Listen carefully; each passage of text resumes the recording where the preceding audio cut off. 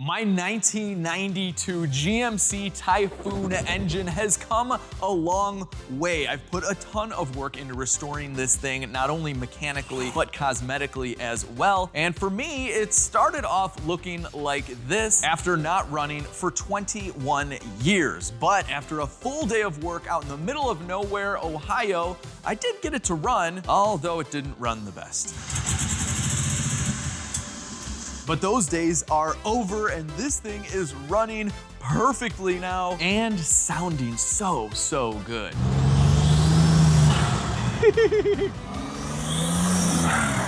So with my Typhoon running and driving and sounding like that, what am I supposed to do now? There's a table of high performance stuff right behind me. It's coincidentally all for a Typhoon. I think all of this needs to go in there. But first, we got kind of a nasty vibration that I realized in the first drive in the last episode that we have to fix because we can't do all this before it's mechanically sorted 100%. So let's get to some mechanical sorting.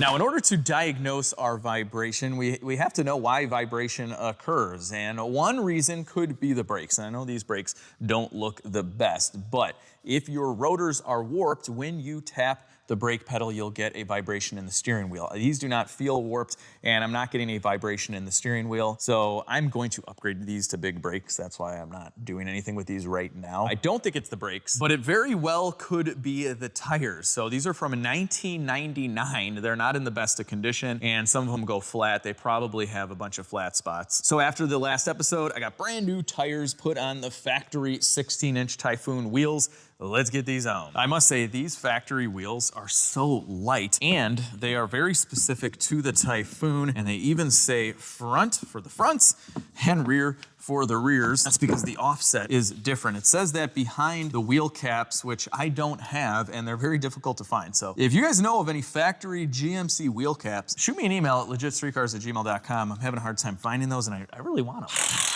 All right, let's go for a ride, see if we have no more vibration. Worst case scenario, we get some really cool turbo sounds. New tires are on, looking much better. All right, please no vibration. 25-year-old tires were probably bad, hopefully. Knock on steering wheel again. Oh, we hit 40. Before it was like the whole truck. We're at 45. Oh yeah, this is like smooth as glass, guys. Totally the tires. To be expected. Don't drive cars with 25-year-old tires. We fix the vibration and we get cool turbo noises.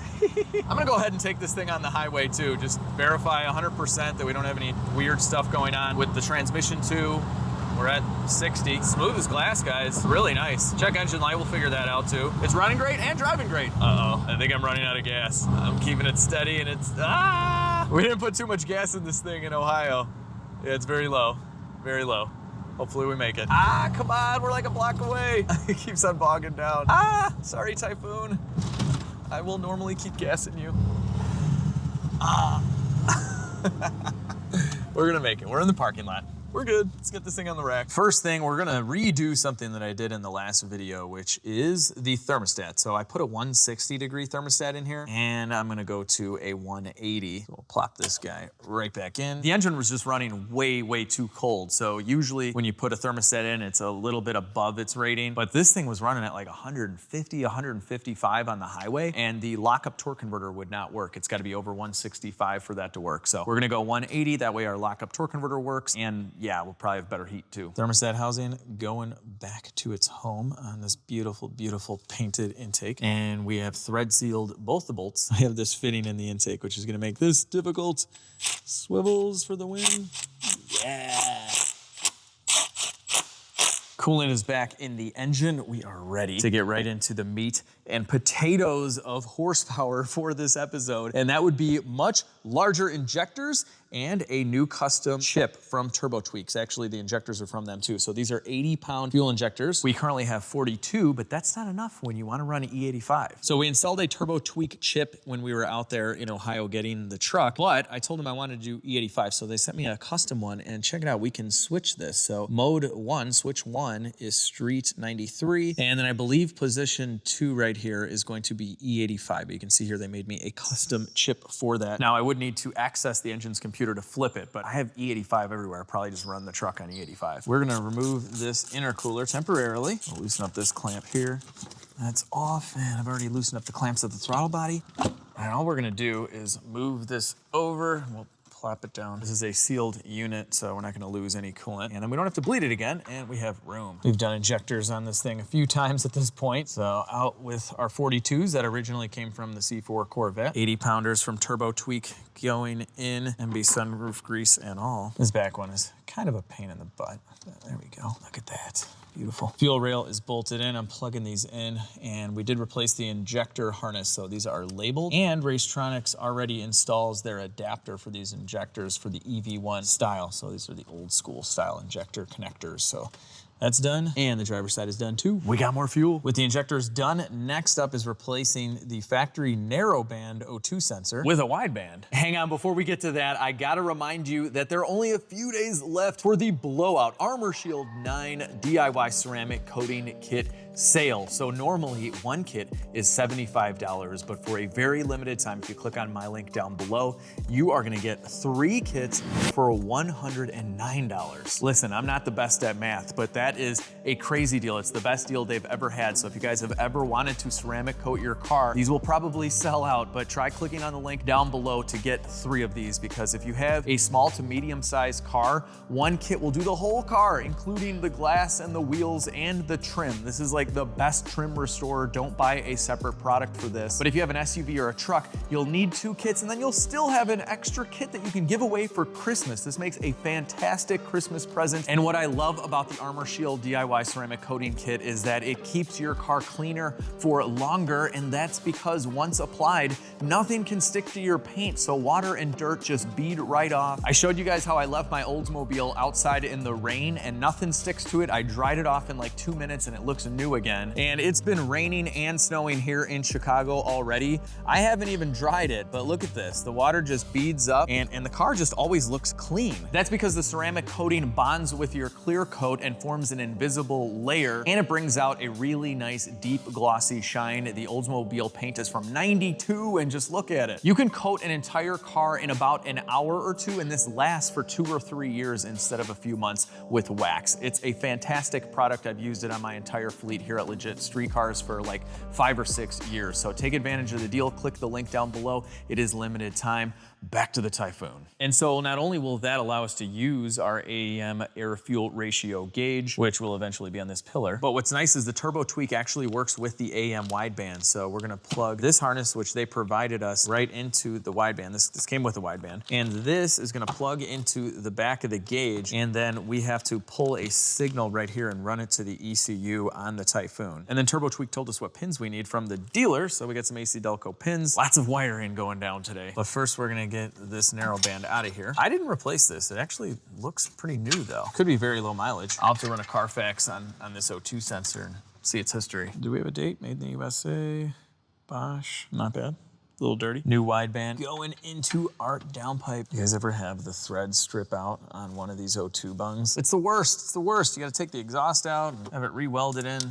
It's no good. It's like the early F-150 heads with only 4 threads, and they would strip out and the spark plug would shoot up. That's probably worse. In order to connect the gauge to the O2 sensor, I have to run this harness through the firewall. There's a factory grommet right here that they already kind of sliced up a little bit, so we're going to feed it in like that. We'll connect these two. Nice click. And then on the other end, we'll pull it in. They give you a lot of wiring, that's for sure. I'm gonna take this A-pillar trim out right now. High quality 90s GM right here, look at that. And we're gonna have a triple gauge pod going on here, so we're gonna start running the wiring. Here's our triple gauge pod. It is gonna go right here. And I think I'm gonna do the top one as the wideband that like lines perfectly with my peripheral, I can't say that word, it's tough. You know, side vision. It's a better word. I want that right on top. So these wires are gonna stick out of here so we can hook up our gauge. So I believe that was right about yonder. I don't want too much slack. You're a slacker. So we don't want to see any wiring at all in the interior. So we're gonna run these kind of behind the dash like that. You can tuck them in, get in there. Nice, nice, nice, nice, nice. Okay, yep, these are gonna stick out about right here. We're good. We need to grab power from this fuse block under the dash, and if you see this one right here is where I grab key on power for the engine fans and the intercooler pump, and right next to it is an open slot that GM gave us. It's kind of hard to get to it, but we stick this spade in here like so, then we'll have our power source and its fuse for all of this stuff, our gauges. So I've already connected all the wires that we need. So this is going to be the wideband here, and this white wire is the one going to the ECU. So that's all connected up. And right now, I just want to get the final mounting of this pod. So it is a cover. Kind of wish they made one that just replaced the entire A-pillar, but couldn't find one. The Grand National was the same way. But luckily, if we do this right, it'll fully cover this and look pretty clean. What I have to do now is drill into this and into the factory A-pillar cover. Really easy, we don't have to go too far. We're gonna step up our drill bit size now. I think I'm through. And the pillar kit comes with these little push-in clips. We'll go ahead and push them in like that. Looks actually pretty good. Oh, it's gonna hold it great. So that's just with one. I'll space these out a little bit, but this is actually pretty clean. We're gonna be repinning the factory ECU. So we need to get a new wire going to it. And so we're gonna crimp this guy.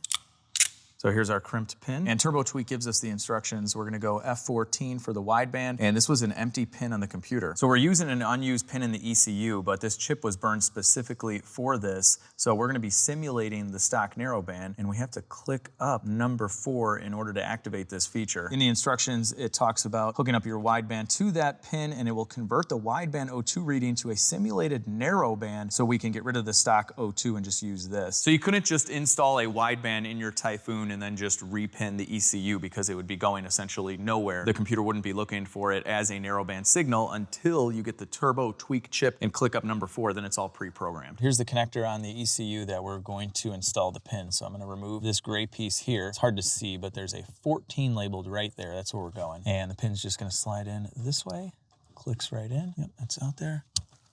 Sweet. We are repinned. Now we just need to connect this to the AEM wideband so it reads. Go ahead and plug this guy in. We're gonna go ahead and install the new chip, and we have to reinstall the factory chip, this guy right here, into the back of this, and that way it saves short-term memory. And we also need this in order for there still to be knock control by the factory PCM. If you leave this out, the truck will still run and drive and everything, but it won't have any spark knock control, and we want that. So this is the Turbo Tweak chip we had burned for the 42-pound injectors when we were out in Ohio just to get this thing driving.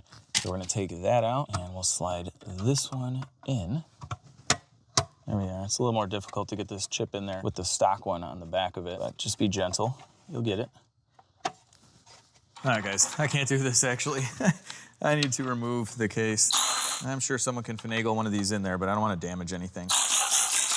All right, we can lift up the case. We probably don't even need to take it all the way off. I just need a little bit more room. I don't know if you guys remember on my old Pro-Charged C4 Corvette, this was rattling around back here. I bet you they lost it, and then we're like, forget it, it runs. Anyway, we'll plug this back in. Now that is much easier. You just need a tiny bit of room, and we'll push it down like that. These guys clamp around it, and there we go.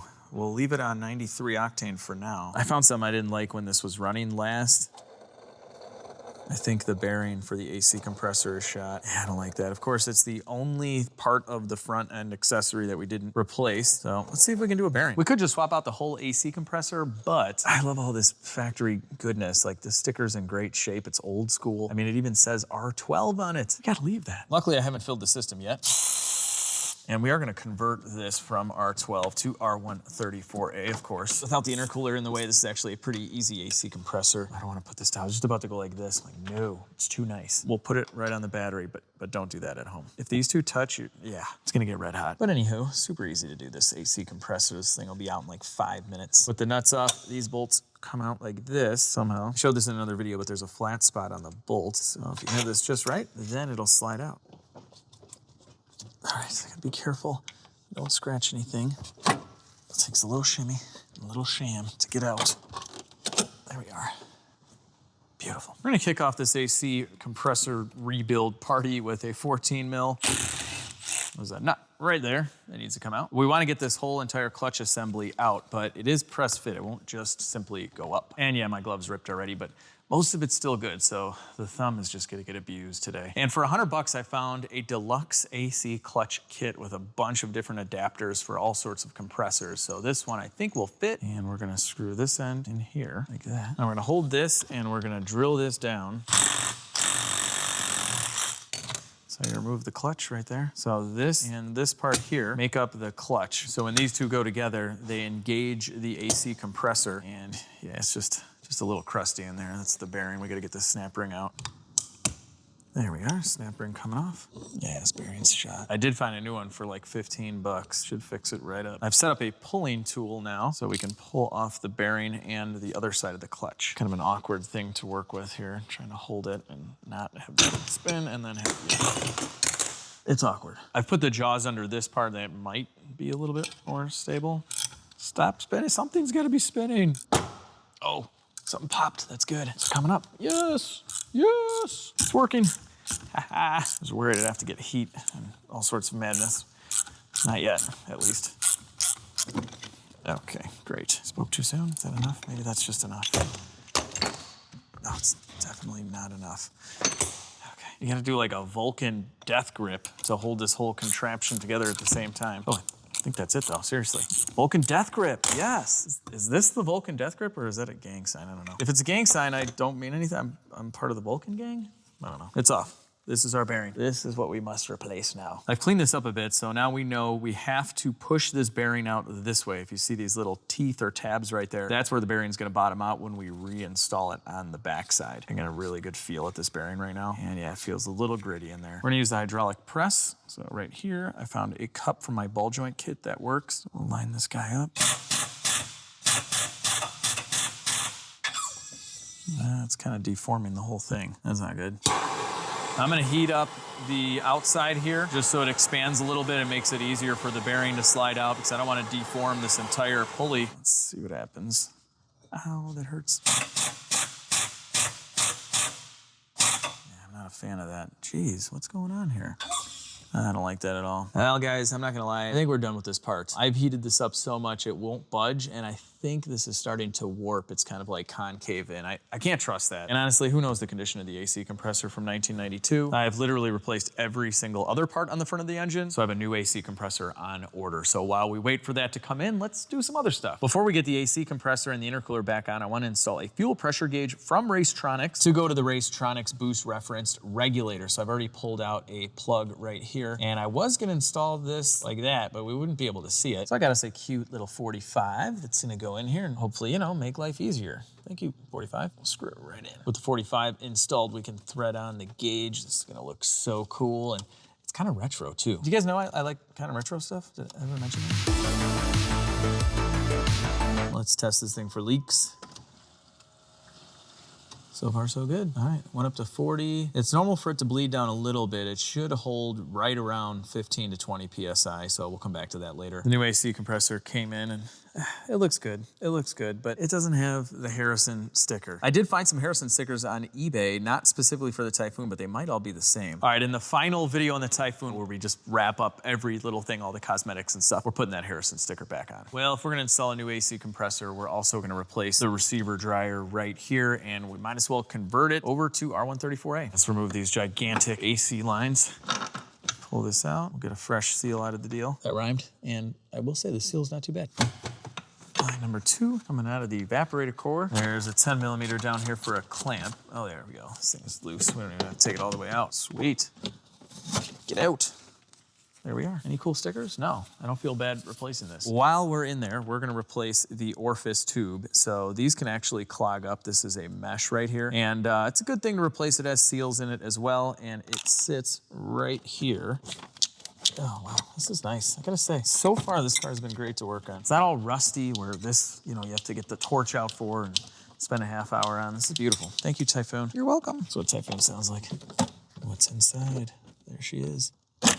Is it clogged? Oh, okay, a little. So when the compressor starts to go bad, you'll get aluminum shavings like this and they get caught here. This is an orifice tube, so it changes the pressure in the refrigerant, but it also acts as kind of a filter. This isn't bad though. The compressor was probably on its way out. So with that, let's replace this seal here. Going with the green. They didn't have the green back then. These are superior though. There we go. And here is our new orifice tube. It looks a little bit different than the old one. It's just a slightly updated design. It just gets pushed down in there, just like that. Now we can put our tube back in, thread it on. A couple of new green seals going on here and here. And so not only are we gonna have no AC leaks, but we're gonna have the coldest AC ever with a new compressor, receiver dryer. It's gonna be so nice. I need to transfer over this pressure sensor. More seals, yay. Look at that, they give us a new seal on the receiver dryer for our pressure switch. Thank you, receiver dryer. Going back in. line this guy up like so, and we'll start threading this in before we tighten the clamp. And on second thought, let's plug this in first because it's right up against this relay right here. It's a pain in the butt to get to. Okay, now I can finagle this guy in. Sweet. So satisfying to replace parts. This is beautiful. This is such a nice AC line. Please don't ever leak. Look at these welds, by the way. It is definitely like a made in China replacement. I couldn't find anything else, but beautiful welds. Nice job. Click. Yeah, these things are like vacuum sealed, and it already has 3 ounces of oil as well. Kind of nice. I'll move this. Cool. So we don't want to tilt this down too much or we'll lose the oil. You remember what the old AC compressor sounded like? Listen to this. Can't hear anything.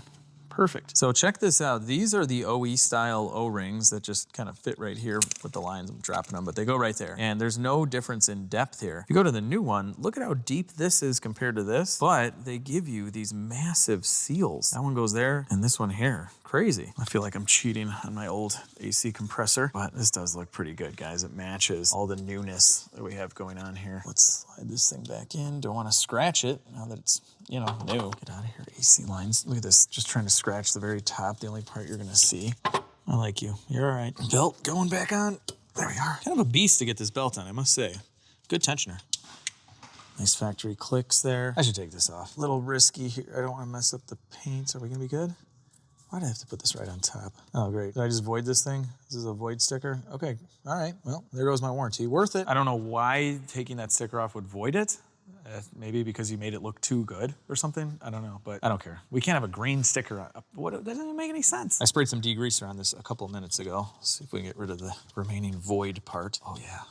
It's going away. We are voiding the void right now. Goodbye, void. Look at how nice this is. All right, I'm happy I replaced it. This looks really, really good, especially with all of our other new accessories. And I mean, there was literally aluminum getting caught in the filter, so we needed the compressor. Now, since this is an old school R12 system, even though we replaced this is still an R12 fitting, so we're gonna add an adapter right on, and one on this side as well. Later, we'll be able to connect our normal 134A machine and charge it up. Now we can go back together with our intercooler. Easier to get this hose in here first. Like so. Get the clamps zipped up and we're good. With all this put back together, I want to fire it up, make sure the AC compressor sounds good. Perfect. No bearing noise. Excellent. I like it.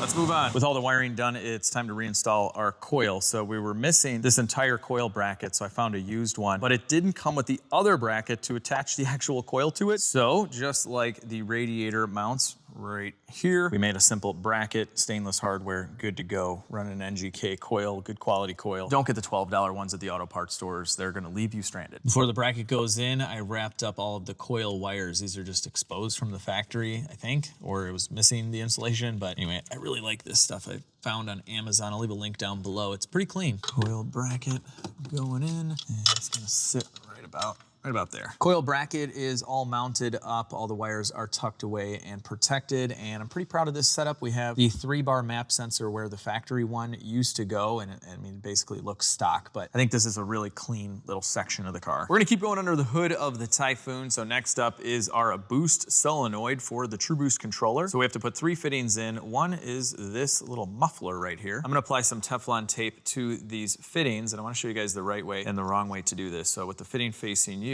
let's say we were to apply the tape starting from the bottom like that, then your leading edge is right here. So then when you go to turn this to the right, that will catch and bunch up, and it could cause for an improper seal. Let me show you the better way to do it. With the fitting facing you can start it on the top of the fitting. It's just kind of the easiest way to remember how to do this, and then wrap it around, and I will cut this off. And now you see the leading edge would fold down when we twist to the right. So we'll put that down, and so when we turn it, it's not gonna get all bunched up. It's going with the threads in the proper orientation. That is how you apply Teflon tape. One last thing on Teflon tape, once the fitting is tight, anything you see on the outside isn't doing anything. There's nothing wrong with just peeling it off. You're not gonna disturb what's actually sealing the threads inside. So we'll just go ahead and kind of unravel this. My dead computer here. Let me show you one last thing for this. There are 2 different ways to set up the True Boost. If you have an external or internal gate, it's just going to change where these fittings go. So follow the instructions. For the True Boost, I don't mind if we kind of hide this, and I think I found a decent spot right in here. We can kind of sneak it in underneath the coolant tank. Port 1 is going to be turbo pressure. Port 2 is going to go to the wastegate. So that is this one here. I'll just kind of pull that off, pull it off the turbo. For boost pressure, we'll connect a vacuum hose right here. And I don't want to go over like this, so we're going to run it along with the AC hose and down this way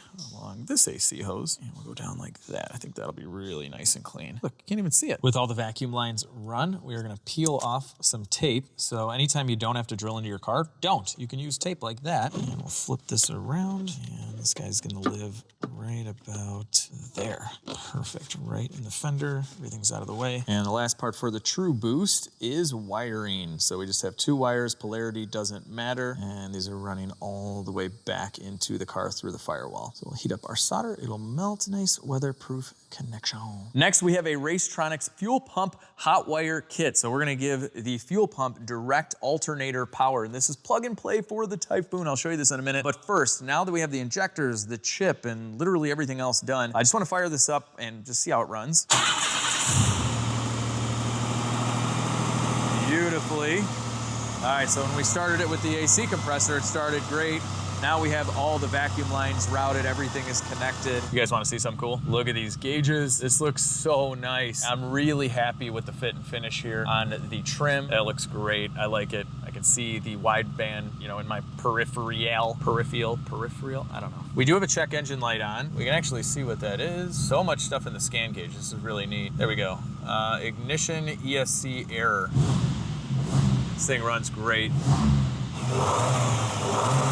It's like a brand new car. Perfect. All right, before this gets too hot, let's shut her down. And it's time to hot wire. And if you guys aren't too familiar with this, essentially what we're gonna do is take the factory plug that normally powers the fuel pump, and we're gonna jump it in between these two. And we're gonna actually use it as our signal, and then we're gonna feed it our fresh 12 volts with a larger gauge wire and a dedicated wire. Because especially on older cars, when you're running the whole length with thinner gauge, you know, 30-year-old wire, you're gonna lower the voltage. And that makes a big difference in the world of fuel pumps. You want a clean, you know, 12, 13 volts when it's running. That's what we're gonna give it. I'll leave a link to this down below. It's beautiful. It's all plug and play. And normally we run these to the back of the alternator, but you see this wire right here? It goes directly to here, this junction block. And in the interest of keeping things nice and clean, we could go like this and then utilize this factory screw to hold the fuse. That'd be pretty slick. Oh, this is gonna be nice. There is a red cap that goes over this that I need to find. Some parts for the Typhoon are just kind of hard to source. So this will look better at some point. And I cleaned up that nut right there. This power lug right here, not my favorite. We'll get to it, guys. If you think you've seen all the restoration on this truck, you haven't. You haven't. There will be a final like restoration video. I'll do all sorts of little stuff like this and a lot of big stuff too. Here we are, all bolted up, looking clean. I took the little 20 amp fuse sticker off. I mean, I'm a big fan of stickers. You guys know this, just not new stickers on an old car. We have to run this all the way to the back of the car. I'm thinking we'll go in this way. I think I can run this along the fuel and brake lines too. There's a lot of it. Here is our relay harness coming through like so. And you can see here that they already run a bunch of harness and lines all along the inside of the frame. So that's what we're gonna do. All right, so I'm pulling the harness through. We'll zip tie it up to these lines. Have it coming in right here now. Sweet. I'm pretty sure we have a bird's nest or some kind of nest here where the factory suspension air compressor was. From the factory, the Typhoon does have air suspension in the rear, so the shocks have air lines going to them. But many people eliminate that system. They've been eliminated on mine, but the pump's still there. And birds or something are living in it. Here's our factory fuel pump connector, so we'll disconnect it. Now we can connect the hot wire kit to the factory harness, and then this is gonna go to the pump now. Check it out. We have the relay mounted up with this bolt for the fuel tank cover. Our ground going right there. We're good, we are hot wired. We're ready to go for a ride. I wanna put like, I don't know, 20, 30 miles on this thing before the dyno tune, which is tomorrow. And the person that's tuning my Typhoon has the fastest Typhoon in the whole country that still retains a 6-cylinder engine like this. I think it runs like a 9.2, so we're gonna meet Sean tomorrow. But for now, let's fire this thing up, let's drive it around. We gotta get some E85 in the tank as well and hope that, you know, nothing goes wrong. There we go. Great start. This thing is awesome. It doesn't shake, it just feels great. Come on, Typhoon, you can do it. You can do it, Typhoon. I've gotten the Typhoon up to operating temperature. Oh man, that's like 8 throttle. It just wants to rip. There is like no turbo lag. This is great. It's going well, guys. Knock on steering wheel. We're burning out the 93 right now, so we can go straight E85. Just checking everything over. So far, so good. Woo! What do we got? High of, whoa, 17 pounds of boost. That was like quarter throttle just off the wastegate. Huh. We should be on the wastegate right now. Yeah, it's off. It's a lot of boost, but then again, they probably weren't running a controller before and they were just going all out, so we might have to turn that down. I just found this sticker for the first time. Premium fuel recommended. I hope you're okay with some good old-fashioned E85 Typhoon, because that's what you're getting. There we are, E85 going in. So we got 5 gallons here. We'll hit up a station before tomorrow because we have to drive it to Cannonball, which is kind of a hike. And after we're done filling, we'll switch the switch on the turbo tweak switch. E85. So with our E in, we're gonna flip this first switch on, and now we're on E85 mode. That's it. Some guys mount the computer right in the glove box, so you can kind of switch this on the fly. I might do that. Although I really like putting gloves in my glove box, like just filled to the brim with gloves, because that's what everybody uses a glove box for. First start on E85. Still probably some 93 in there. Might run a little rough while it switches over, but I had maybe a gallon of 93 left, so it should mix pretty quick. You guys want to see a cool old car thing that I'm never gonna fix? When you get the turn signal on, the voltmeter will bounce back and forth. It's pretty neat. I've driven this thing 16 miles. It's been some of the best 16 miles of my life. I mean, pins and needles that, nothing breaks because it is a very, fresh refresh, if you will. But, turbo. I mean, the turbo noises are top notch, guys. Top notch. It just spools up like crazy, and everything on the gauges look good. I do believe this has like a 2800 stall converter or something. There's no way it's factory, but it works with this truck so well. Like, it was already an awesome dig machine, but this is gonna be even better. I can't go too crazy. I am driving this thing home for the very first time. I'm gonna go surprise the kids, so I got the baby seat out of the Oldsmobile. I've been telling my kids all about the Typhoon. Like, they watch the videos every Saturday morning, but they get a lot of sneak peeks. They're my kids. And yeah, they're excited to see this thing too. I've explained to them that it's basically a 2-door SUV mini little truck version of the Grand National, and everything seems to make sense, if you say that. It's turbo, V6, GM product, it's black, it makes noises like that. It's a Grand National, basically. I've made it 30 miles with the Typhoon, no issues at all, and I'm getting a little bit more E85. It's only $2.40 a gallon. It's an economy car. It's a hybrid economy car. Full tank of E. It's late night at LegitStreetCars, and we have an issue here with the Typhoon. Well, we knew about this. It had a check engine light. Check this out. It's not for what I thought. So right when you start it, no check engine light, and right now you see 0 knock. That is timing retard. Okay, there it is. 1.9. Check engine light comes on. So at idle, you shouldn't have any knock at all. That means it's pulling timing because it's seeing knock. I think we might have a bad knock sensor. It's probably original. The knock sensor is that thing right down there, and I just pulled the plug. So let's start it up again. No check engine light, no knock. Watch this, same time. All right, there we are. Check engine light, and the exact same 1.9 degrees of timing retard. We give it a little fuel, stays the same. So that's definitely a default because we have the sensor completely unplugged. Probably the sensor, but we gotta do some more checking. I think I got something. It's pin 9 in this connector on the engine computer, so I have that jumped, and we're gonna ground it right here. All right, so you see that 1.9? I'm gonna hit the ground now, and it goes to 0, and will our check engine light go away? Yeah, it's gone. So we've simulated a good signal, so we've eliminated the ECU because that could be the issue. I took the cover off the engine computer just to make sure everything was seated, and it was, but if you remember, the factory chip is what controls the knock, so if this is bad, it could be doing what it's doing, but we're giving it a 0 signal right now by jumping it, and this is reading 0 and turning the check engine light off. The knock sensor is just a single wire, so we're gonna check that for resistance right now. So I literally ripped rip this blue wire out of the back of the Typhoon. It was for the old stereo. I needed something long enough, so it's connected all the way into the car and to my ancient voltmeter, and then plugged into pin 9. So that is the wire right there. That wire that's going to the connector goes through there. So anyway, we're basically jumping it, and we have 0 ohms of resistance. So we know the wire's good. So we know the factory chip that controls knock is good. We know the wiring is good. What's left? Probably a really old sensor. Let's see how hard this is to get out. It's turning very slow, but I'm getting it with a very crazy contraption of extensions here. Okay, hit the hood there. The hood's fine. I'm fine. It's just a little late. I'm tired. It's coming though. Oh, I got it. Oh, yeah. That's old. That looks very 1992-like to me. That's a knock sensor, single wire, old school. And I'm just curious, what do we have here? Yeah, it says a lot of resistance in it. This is definitely bad. There is a 24-hour auto zone that says they have this. Let's hit the road. Check it out, guys. They had the parts. Bam. We got a new knock sensor and a new, I can open it, and a new pigtail just in case. Patrick watches the show. He hooked it up. The only one in town. This store is like a half hour away from me, but they actually had it. Sometimes they tell you they do and they don't, but he's the man. So we're good. Thanks, Patrick.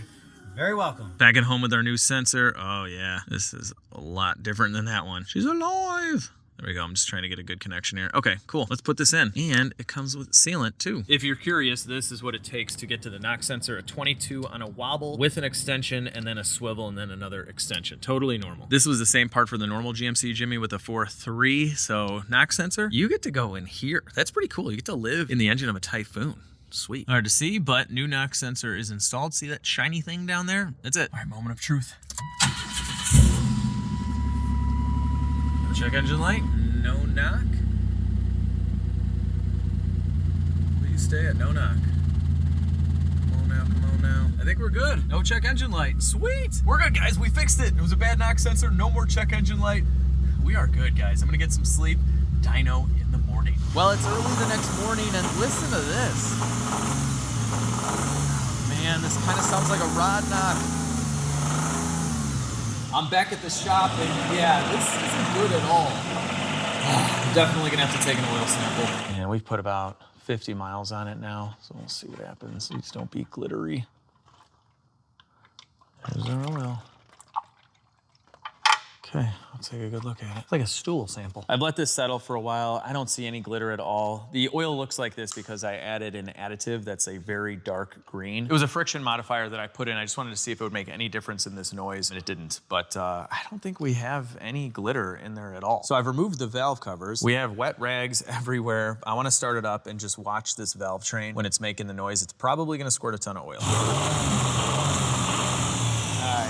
It's gonna make a huge mess. I don't think it's the valve train. Wow, this is the best like upper oiling system ever. I mean, that is crazy. When you set the rockers, you're supposed to have the valves all the way up, and then you set it to 0 lash and then 1 full turn. I checked over a bunch of these and they're fine. I'm gonna get a little bit of play like that, but there's no actual lash right here. If you can pull up right here where it hits the valve, then you do have some space in there, but this is perfect. All right, guys, we got Sean from SK Customs. He's gonna be tuning the Typhoon. I mean, that was at least the plan for today, but now we're listening to this noise. I don't know, guys.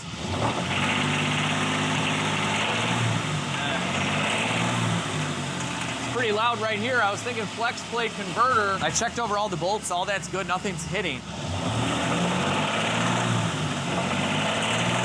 Got a little bit of an oil leak right there. It could have excessive crankshaft play, like thrust play back and forth, which could cause an oil leak, or it's just an old seal. I don't know, but at idle, it's fine. Look at this. No knock or anything. And we're looking at the flex plate right now.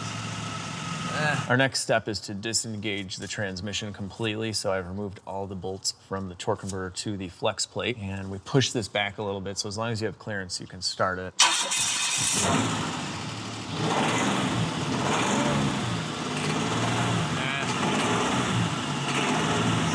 It's like a weird singing knock. I'm gonna drain out all the oil, take a good look at this.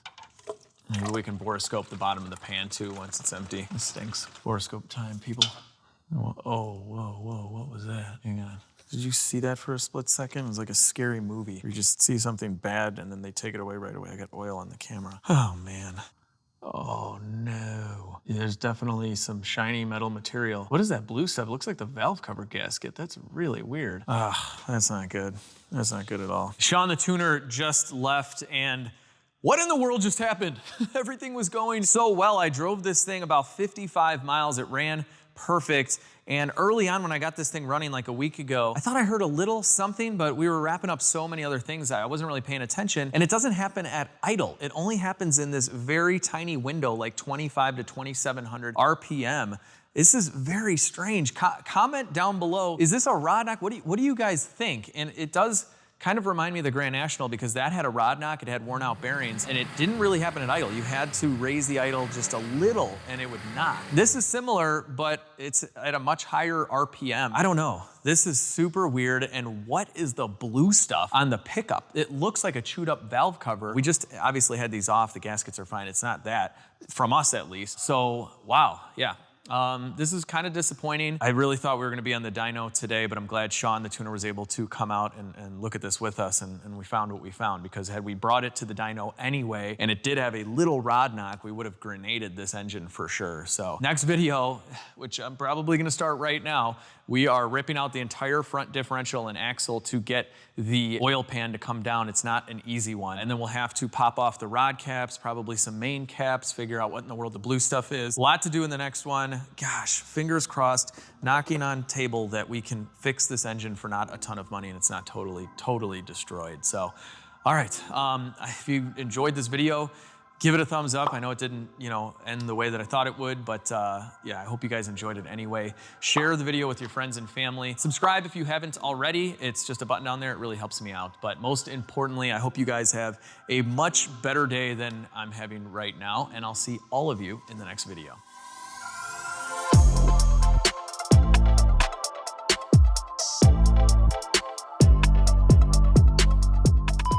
The engine was just running. So this is super cool. We installed a turbo tweak. But turbo tweak works with the AM wideband. But the turbo tweak chip actually works. But what's nice is the turbo tweak actually works. And for $100, I found an AC kit. And for $100, I found a deluxe AC kit. What is it called? Clutch kit. And for $100, I found a deluxe AC clutch kit. With the 45 installed, we can now thread on our gauge, if I could ever get it to work. All right, in the detail video. All right, in the final video where we do the whole detail and I'm doing like, ugh. All right, in the final video on the Typhoon, this will be a while, we're gonna add final detail video. Yeah, it's been a while. Now, since this is an old school R12, and if you read the instructions here, and it says and in the instructions, it talks about how to die filming this clip of wiring. How did you die? Wiring. And the last part for the, so then the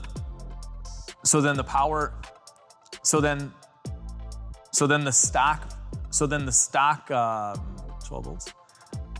So then the press record, I forgot to finish chewing. Can't film video like this. Oh, I need water. All right, here we go. If I can aim right. There we go. Okay.